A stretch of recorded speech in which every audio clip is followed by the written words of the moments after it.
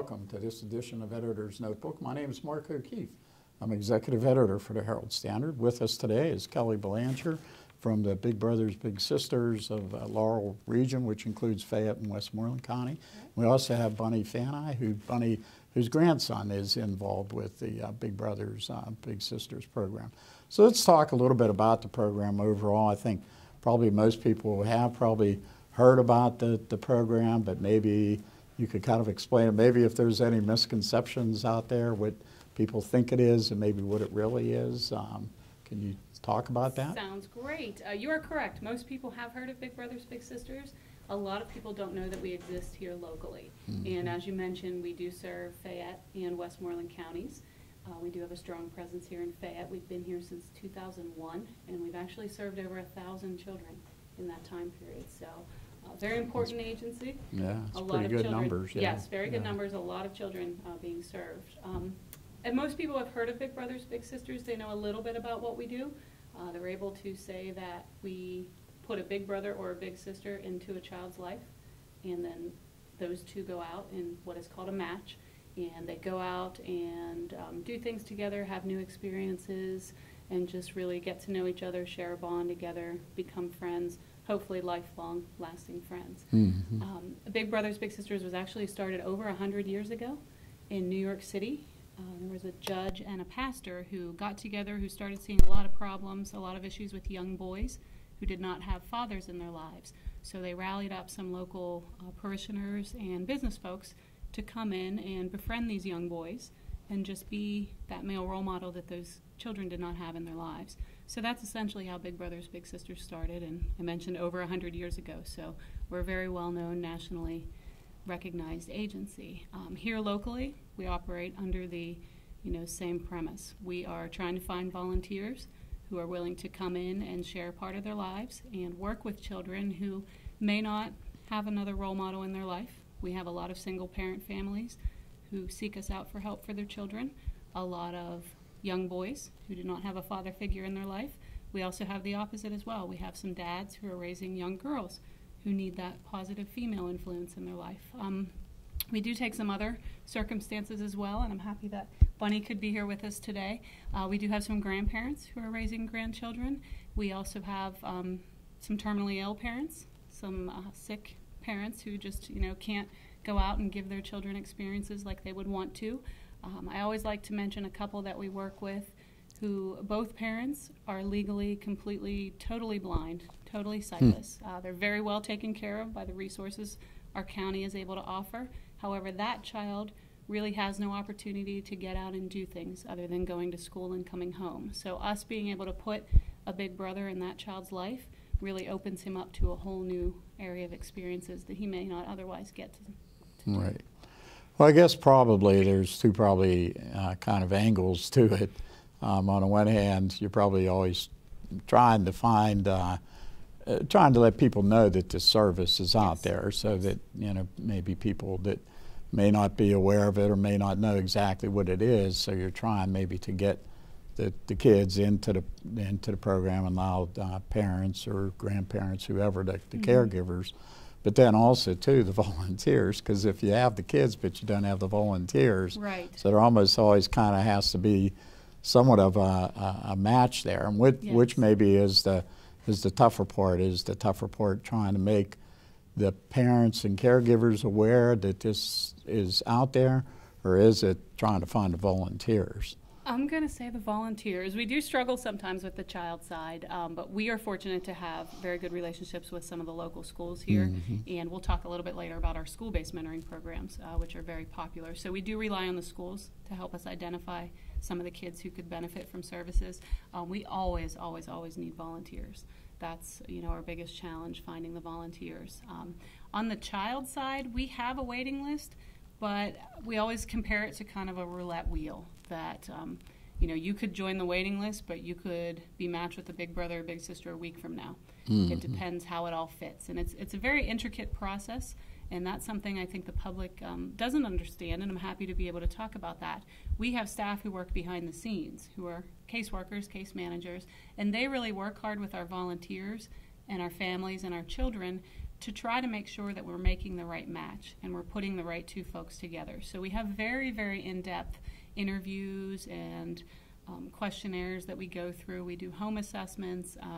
Obviously, on the volunteer side, we're running background checks and getting references, criminal child abuse checks, making sure safety is our #1 priority, making sure that is all okay. And we're also going in and checking all of the interests of everybody involved and really looking at preferences so that when we put a match together, we're making sure that we're putting a lot of commonalities together. So, for example, if you yourself are an outdoorsy, sporty type, we're not going to put you with a child who's a video gamer or a computer child, because you're not going to have anything, in common to do. We want to try to put people together who have a lot in common, who can have that friendship building right from the start, but then who can go and do things together and have those good experiences. That's probably kind of a tough thing, maybe, to try and figure out or when whatever. I say it's a roulette wheel, it really is, because we might get a parent who says, I don't want a big who's ever had a speeding ticket. Yeah. Well, I'll admit on camera, I've had a speeding ticket, so that might disqualify me from,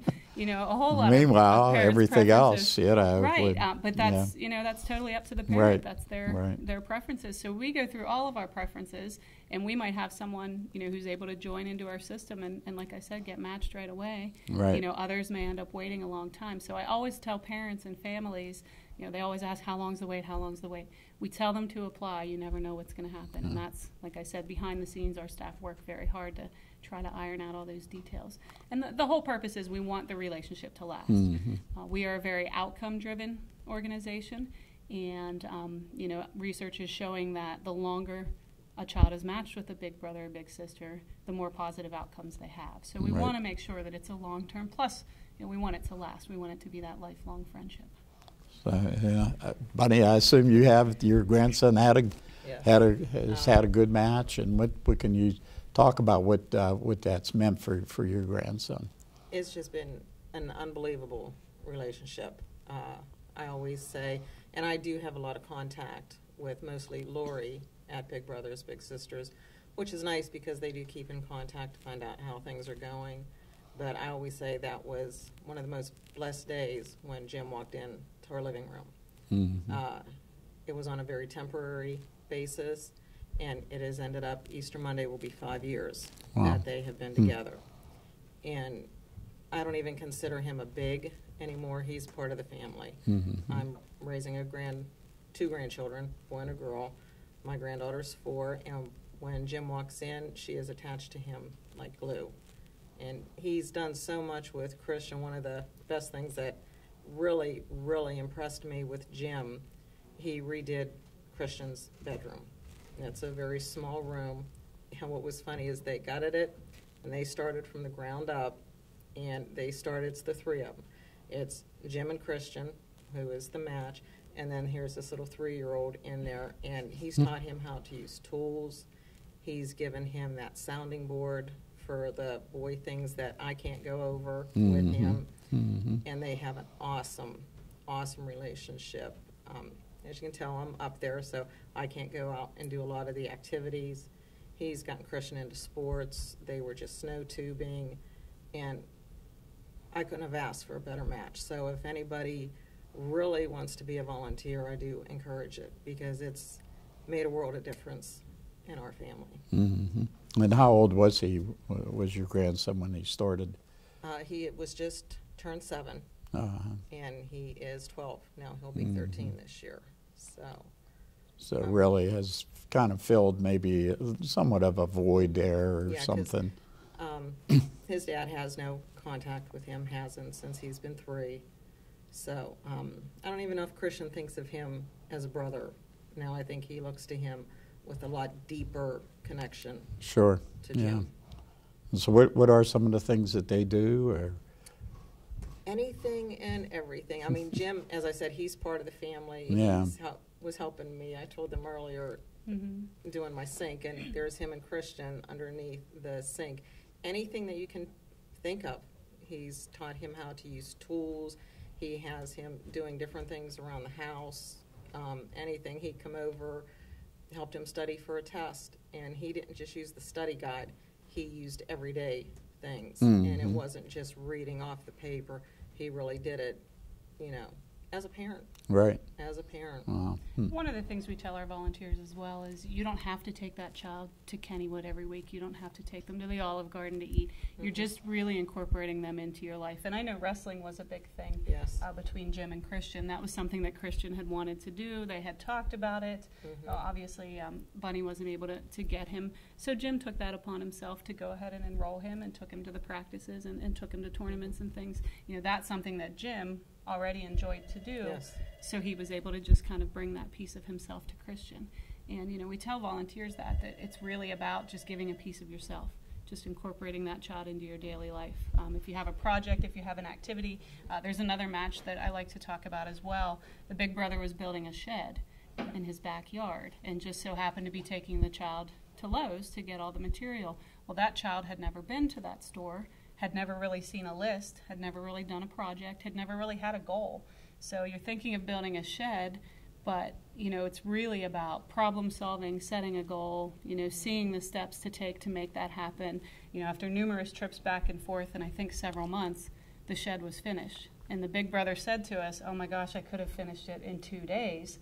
But just seeing that child open up and, you know, hadn't really ever had that opportunity to come up with a project and make a materials list and then work on it and then finally seeing it from start to finish. And I know that was one of the things Yes. Jim and Christian were doing with his own bedroom as well. So, you know, a lot of teaching, a lot of mentoring. That's obviously what we're about, mentoring. But it truly is just the volunteers being willing to give a little bit of themselves. And I think it's probably something that probably a lot of people just take for granted, you know, when you have a dad or whatever.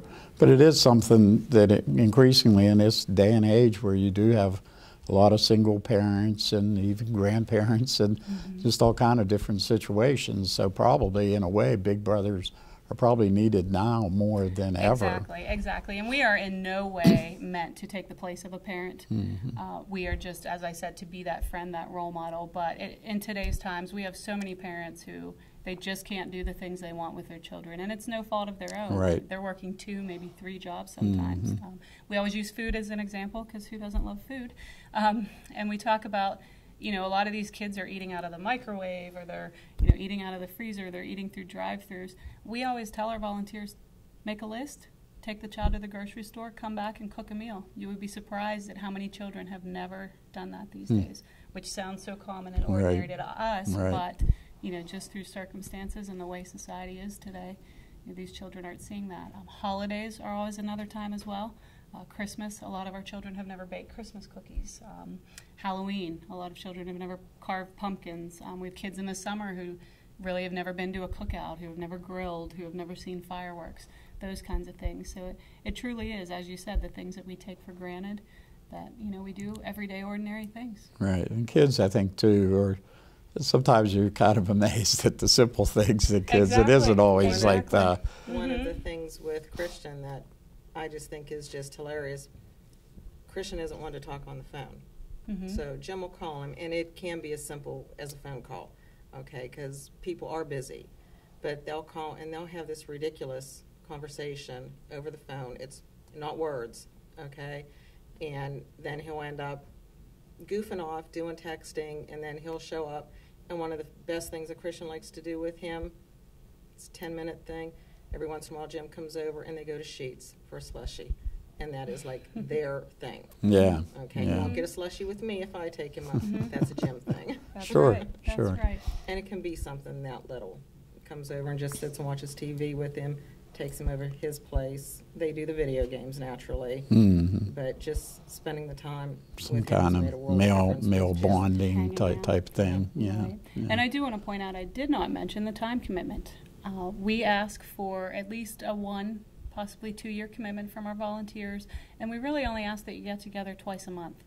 So when you're thinking about it, it's really, you know, it doesn't sound like a lot. Now we have shining examples such as Jim, who obviously goes above and beyond, which happens a lot. A lot of the people get hooked when they start meeting with their children. You know, they get hooked, and in that case, when you're doing your daily lives, I'm not sure if wrestling practice is 2 or 3 days a week. It's just but because part of your yeah, life. it's just you know. part of your routine. Right. And as Bunny said, they become intertwined, and they're really, truly like members of each other's families as well.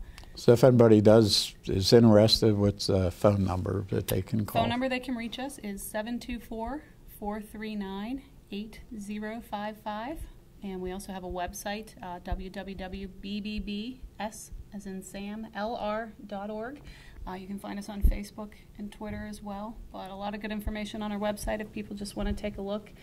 You can just search for Big Brothers Big Sisters as well to get some of the national background and history. Okay, well, that's going to wrap up this segment of the show. I want to thank you very much, Kelly Belanger, who is the Executive Director of Big Brothers Big Sisters for the Laurel region, which includes Fayette and Westmoreland counties.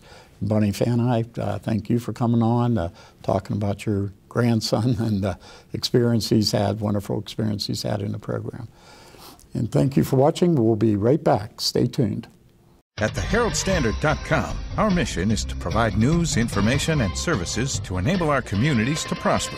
Every day, we strive to achieve this goal through 3 dynamic products. Wake up each morning to a copy of the Herald-Standard.com newspaper delivered to your home. Enjoy the e-edition and exact replica of our print product on your computer, tablet, or smartphone. Or secure unlimited access to our full-coverage digital news site online at heraldstandard.com. One local news leader, 3 great options. Okay, welcome back to this edition of Editor's Notebook. My name's Mark O'Keefe. I'm Executive Editor for the Herald-Standard. With me today is Lori Saradi. I get that right? Saradi. Saradi. Sorry. And we got Jess Hutson for the Big Brothers Big Sisters. Got a mental block about that. That's okay. But we were talking in the first segment, we talked about Big Brothers Big Sisters and the overall program, and now we're going to talk about the school-based mentoring program, I believe. So you want to talk about the school program and how it works and how it's helping kids out there. Yes. With school-based mentoring, just as it sounds, it takes place in the schools, and it's really a nice way to complement our other program, which takes place in the community. With the school-based mentoring, the Big Brothers and Big Sisters go into the schools, they're elementary age children that they are going in to see, and it's either a lunchtime program, which is called Lunch Buddies, or a tutoring program. In Fayette County, we have 3 school districts we are working with, Connellsville, Brownsville, and Uniontown. Connellsville is a tutoring program where the Big Brothers and Big Sisters help the children with their schoolwork. They may study for a test, do their homework, or just practice maybe spelling words, math problems, help the kids to improve in their schoolwork. But they also have the opportunity to develop a friendship, to play games, maybe read a book, share interests. So it's a more than just tutoring program. The other program, the Lunch Buddies that I mentioned, is in Brownsville and Uniontown school districts. And that is where a big brother or big sister will go to the school during lunchtime and share lunch with a child. They again will talk, build a friendship, share their interests. They will sit either in the cafeteria with the child and their classmates, or some of the schools will allow the children to go to maybe a guidance office or someplace where they can also play games or read books while they're having lunch. Uniontown has a unique opportunity because lunch and recess are back to back. So the big brother or big sister may go to school for lunch and recess. And that's always a neat opportunity for more than just the conversation or maybe reading, playing games, but they actually get to go play at recess. Mm-hmm. And the bigs really love that when they get to have a little bit more interaction outside of the lunchtime. So basically this program is more where if you volunteer, you go to the school and either do the Lunch Buddy program or the mentoring program. Correct. Is that it? So it's not really, you're not with the kid on the weekends or right. anything like that. Right. This is all in the schools. Mm-hmm. We still see amazing outcomes. Even if it's not a tutoring program, we see improvements with grades because there's someone who's asking them, hey, how'd you do on that test? I've even seen little ones that during lunch, the big will be asking them math problem, maybe like what's 3 and 3, and I see the little fingers going under the table trying to get the right answer for their big. Right. So they do improve, whether it's tutoring or not, with their grades. Self-confidence is always something that is amazing to me. I've seen a couple of little ones that when I interview them that first time that will barely look at you, and then after being matched with their bigs for a couple of years later, I just stand there astounded because they're running around the cafeteria. They're the social butterfly now. Yeah. So it's just a half hour, maybe an hour a week if they do lunch and recess, but it makes a world of difference to these I children. guess for a lot of these kids, maybe if they're coming from a single parent and mom or dad's working or whatever, and maybe just doesn't quite have enough time to spend with the kids, so now they got somebody that is really focused on them, and that's probably where it makes a big difference. It does, and sometimes the children we work with, they actually may come from a two-parent home, but still, school is a different environment. Right. And they might not know how to interact with their peers socially, or with their teachers even. So that's where it's nice for the big to be able to be there, to be a support, and help them learn how to interact socially with their teachers, with their peers, make friendships, because that's what they're doing is making a friendship with their big. So how does it work in terms of the school? Does the school identify the kids, or does the parents call, or how do the kids get involved in the program?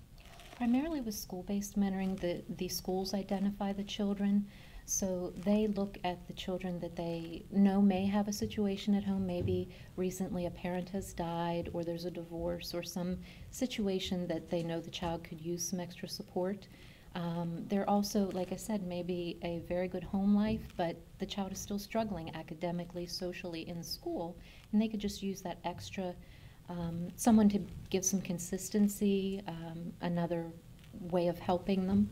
So it's really amazing to me what a difference it can make. And I assume you're always probably looking for volunteers and for people to help out and stuff. Yes. As Kelly mentioned, we usually are not in need of children. We are in need of people to volunteer. And it is just a short time commitment, as I mentioned, a half hour to an hour a week. It is very flexible. The schools are very open to the day of the week varying. It's whatever they can do to help support that, because they recognize that it is such a tremendous help to the children. And speaking of volunteers, that's where we have Jess Hutson. And I do want to say that if Jess could find time out of his busy schedule, then I would think that pretty much anybody should be able to. Jess, of course, is an instructor out at Penn State Fayette campus, correct? And also involved in lots of different things. Even has his TV show here on Channel 77 Fayette County TV, and been involved in the community in a number of things. So what is it about this program that really attracts you to it? Yeah, well, Lori stopped by my office not too long ago, and we got to talking, and I was surprised to find out that I've been with the Lunch Buddy program for 6 or 7 years. Where has the time? 7. 7 Wow. years. Where's the time gone? Yeah. But it's an opportunity to give back. We all need to do that, and it's helping those young kids to mature, to make a connection, and to try to bring them up a little bit. And we have so much fun that you don't even know that it's been 7 years. So as Lori, I believe, mentioned, we're always looking for new volunteers in the community. It's not a real big time commitment. I was listening to Bunny talk, and that almost brings a tear to your eyes to hear how well that program has worked in the community. And the Lunch Buddy program is not quite the same, but still you can make that strong connection and make a big difference in a young child's life. And basically, it involves your involvement is for the lunch hour or whatever. Yes, I started out with Lori's predecessor, Alyssa Trynock, got me involved, and I was going down to the Uniontown Kindergarten Center for a couple years, and then we moved up to Lafayette, and I've had children that are in 2nd, 3rd, or 4th grade, and we sit down and have lunch. And one of the good things is not only do you make a connection with your individual lunch buddy, but you also get to make a connection with a few people around the table. And when you see these students at the mall or at a basketball game, they come running up, and you're just the greatest thing that they have ever run into, and it makes you feel good that the kids love you. So it's been a very positive experience for me in the last 7 years, and it's something that I really hope to be able to continue for many years to come. Yeah, I guess that's probably pretty neat when you see kids when they're maybe, 10 or 9 or 10 years old. Now they're like 16 and 17, and they, like you say, they know you. They, you know, they recognize you, and they thank you for what you've done for them. So it has to give you a pretty good feeling there. Sure, and sometimes you get to know the families as well. When you see a student at the mall and they're going shopping for a Steelers shirt, you get to meet mom or dad or a little brother or a big sister. So it's kind of like a family affair, and of course the parents are very appreciative for what Lori and her staff do, trying to solicit volunteers and making all this work. And if I can give Lori a compliment, I mean, she's great as a liaison. She stops by my office a time or two in the fall, a time or two in the spring. She calls, she emails. She keeps me updated on everything, not only with the program, but with my lunch buddy and what may be going on in his or her life, so that I'm aware of it, and I can kind of tie that all together and try to make sense of it, and try to bring my lunch buddy up a little higher and help prepare him or her for the future. And so basically, it's one kid a year that you would kind of team up with, or how? Or is it the same, do you follow the kid, or how does that work? It's worked a couple different ways for me. Back in the beginning, I was getting a new child every year, and the last couple years, I think I've had a child for 2 years, two different children for 2 years. So I kind of like the idea of sticking with someone and working up through the ladder as they mature and help them mature. But it's always nice to see an old lunch buddy and share a little hug when you see them. And what grades are we talking about here? Well, I've had lunch buddies from Munchkins all the way up to 4th grade. Right now, I believe I'm with a 4th grader, and hopefully I will be able to continue with this student for many years to come. And what are some of the things that you talk about or that you do or whatever? Some things that you may not think about, but first we like to find out what the lunch buddies' interests are. It's not about me, it's about them. So we try to talk about, what do you like to do? What are your interests? Do you have a favorite TV show? What's your favorite subject? What do you want to be in life? What makes you happy? Et cetera, et cetera. And the more information you can get out of your little, the better you can bring them up and talk about a little more mature things and try to help prepare them for the next step in their life.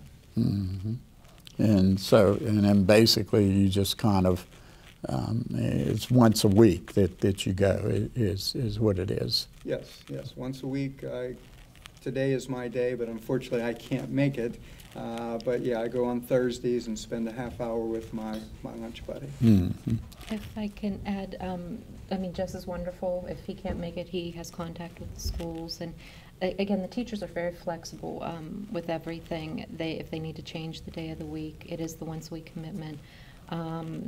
As he mentioned, he's had a couple of longer matches, which is wonderful. Our bigs can stay matched with their children until they would enter into the middle school. And at that point, we would have an option if they would want to maybe transition into a community match or not. But there's the opportunity to be matched multiple years. So it is a chance if schedules work. And again, that's where it's nice, especially in Uniontown, to have the flexibility with lunch and recess. Sometimes that allows them to stay matched a little bit longer.